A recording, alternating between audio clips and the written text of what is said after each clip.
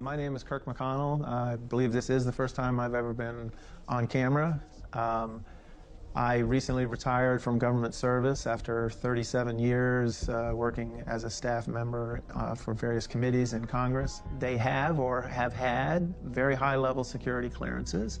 They appear to be rational and believable. We have individuals, people, who have asserted not only that there have been crashes, but there have been crash retrievals, and that there is a crash retrieval effort that has spanned a significant period of time since the end of the Second World War.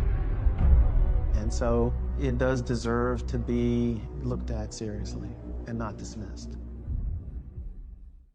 All of the witnesses in this film have been vetted as to the veracity of their government or contractor positions. They represent just a small portion of legitimate UAP whistleblowers wanting to testify under oath. I'm sitting here today because the American people are being lied to. And I think it's high time that we rip the Band-Aid off and go for full transparency, because I believe that the people of the world at this point have a right to know.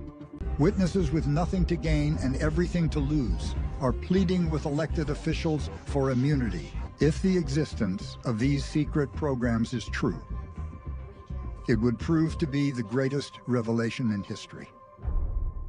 The Air Force and other agencies, as well as governments around the world, have been documenting close encounters of the third kind, reports of interactions with non-human intelligence since at least the 1940s. I asked some of our scientists, what is the mathematical probability that there is life out there in the universe? At least 1 trillion. There are 10,000 times more stars in the universe than there are grains of sand on the surface of the Earth. I'm a retired Air Force bird colonel and fighter pilot. I observed a glowing football-shaped object about the size of my F-15. Then all of a sudden, the object just disappeared. Why are you coming forward now? I'm 82 years old, and I feel the time is right. It proves that the Air Force was intercepting unidentified flying objects in 1980s, and mine was one of them.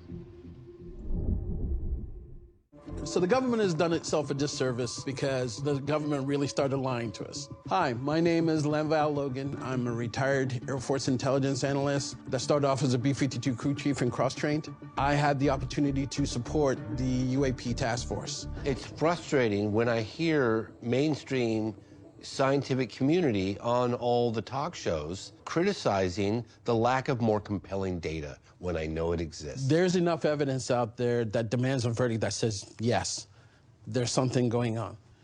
With the right people working together, I think we could come up with a definitive answer, and the answer is yes.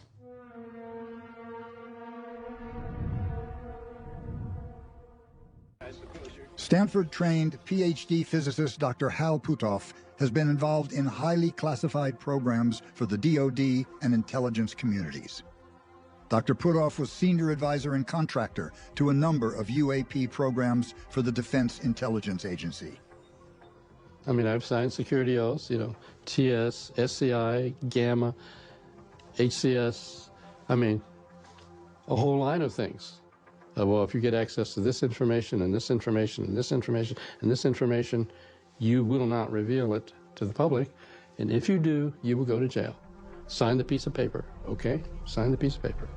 So until there's some statement on high that somehow abridges that, no, for sure, I would go to jail to say things that I know, that I've been exposed to in the program. This would be one of the most closely held secrets in the entire United States government, if not the most closely held secret. When people say the government can't really keep secrets, I and my colleagues know many secrets that have been kept for decades, and they can be kept. The only way the lid's going to get blown off this, we get a commander-in-chief with the guts to just take the lid off of it.